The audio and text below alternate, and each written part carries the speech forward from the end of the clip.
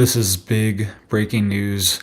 A code red has been issued by state authorities, and they're warning people to stay inside and to not breathe the air because you could experience respiratory issues and things like that, especially if you already have trouble breathing. You have things like COPD, asthma.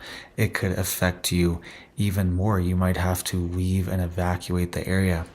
We're also seeing entire neighborhoods being washed out, and rescues are happening right now. Hundreds of people are being rescued because their homes have been flooded and washed away. So let's get into all the details here really quick, guys. Please just hit that like and that subscribe.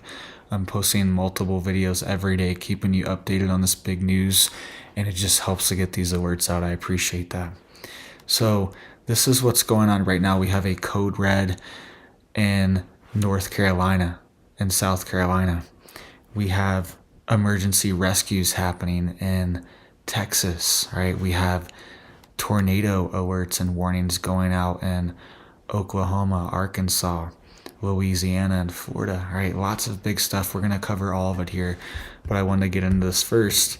It says the North Carolina Department of Environmental Quality has issued a code red air quality alert for Buncombe County, Henderson County, Polk County, and Transylvania counties. A code red warning means prolonged exposure to the air may be unhealthy for anyone. All residents should consider reducing prolonged or heavy exertion outdoors and take more breaks inside. Anyone sensitive to air pollution should avoid long or intense outdoor activities. Also, a code orange is in place for Hayward County, Macon County, McDowell, Rutherford, and Swain counties. All right. And it says a code orange signifies quality that is air quality that is unhealthy for sensitive groups. Children, older adults, and people with asthma or heart conditions should limit prolonged or heavy exertion outdoors and take more breaks and watch for symptoms such as coughing or shortness of breath, right? And all this is due to the fires that is going on, right? These fires have been spreading for 10 days now in this part of the country. And there's been a state of emergency declared and a burn ban is in effect. All right. So these are primarily taking place in Western North Carolina and upstate South Carolina. So if you're in this area and you are feeling the effects of this, it's 10 days now breathing in this fire. I know when I breathe in like campfire smoke or wood stove smoke too long, or like it gets in my beard and I'm just like smelling it too much because we have a wood stove, it starts to like affect me. It almost makes me like nauseous or something if I'm just smelling it like constantly for too long. It doesn't bother me a little bit, all right? It kind of smells good, just like a wood fire, but prolonged exposure to this can make you sick, nauseous, headaches, all these things.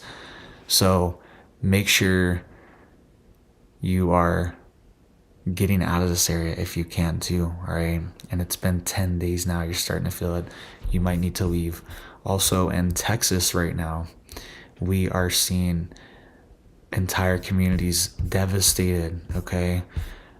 In McAllen, Texas, this is in the southernmost tip of Texas, almost right along the border.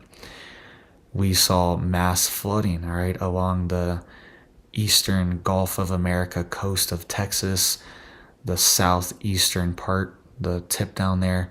There was a lot of rain, and these thunderstorms dumped over a foot of rain in less than 48 hours over the past few days, all right? This happened in Hidalgo County, and officials are rescuing people right now. It says at least 3 people have sadly passed away due to this flash flooding.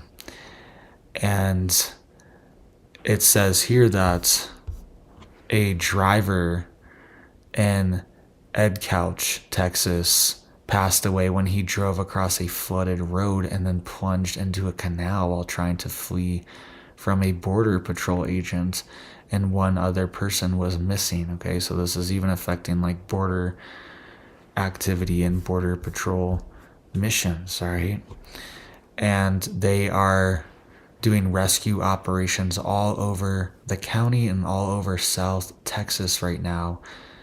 People's homes are flooded out. People are in canoes, all right, going house to house, checking on people in little raft boats, lifeboats, going around and trying to save animals, save people's dogs, things like that, see if there's any animals that got left behind or people. And they got enough rain to account for a third of the rain that they get in the entire year. They got in one day. All right, so this is extreme flooding near Rio Hondo, Texas, and the Rio Grande Valley sector has been flooded out right now. So pray for Texas, all right? And I warned of this a few days ago that this situation was going to hit Texas really hard. And now we're seeing the effects in places like McAllen, Texas, of vehicles abandoned and entire roadways flooded out. So definitely going to take a few days for this to dry out, right, and wash out. And I will keep you guys updated on the situation here, all right? And we have more storms coming right now through this weekend. We're expected to have lots of storms moving through the country, right? So this part of the country could even potentially get some more rain and more flooding. We are seeing over 130 million people being warned all throughout the Midwest, the plains. There's tornado warnings right now being issued in Louisiana, Arkansas, Oklahoma. All right, there's a tornado watch right now in parts in western Oklahoma, right? We are seeing a tornado warning being issued for Monroe County, Florida. A tornado warning has been issued as well too for parts of Louisiana and Arkansas, right? So this weather is moving through the country right now, and we could see even more rain and more flash flooding. Residents in Louisiana right now, and especially New Orleans, are on high alert for flash flooding conditions over the next 24 hours. It says the National Weather Service serving the Gulf Coast region issued a flash flood watch for over 3 million residents, while the NOAA's Weather Prediction Center has highlighted a moderate risk for flooding around New Orleans and surrounding parishes. All right, so they're worried that we could see water and flash flooding and accumulation in even New Orleans. All right, and we all know New Orleans is a city that's below sea level, so it floods quickly, and a lot of the surrounding waters kind of flow towards New Orleans. Right, it's the low points in the area, and we could see flooding there. So 3 million residents on the Gulf Coast are also being warned of this flash flooding threat. All right, so it's not over. So I'm saying even parts of Texas could potentially see this flooding again, and more on top of it, if the storm spreads, and it looks like it is. And it says that they're anticipating over 7 inches of rain to hit within 24 hours along the Gulf Coast.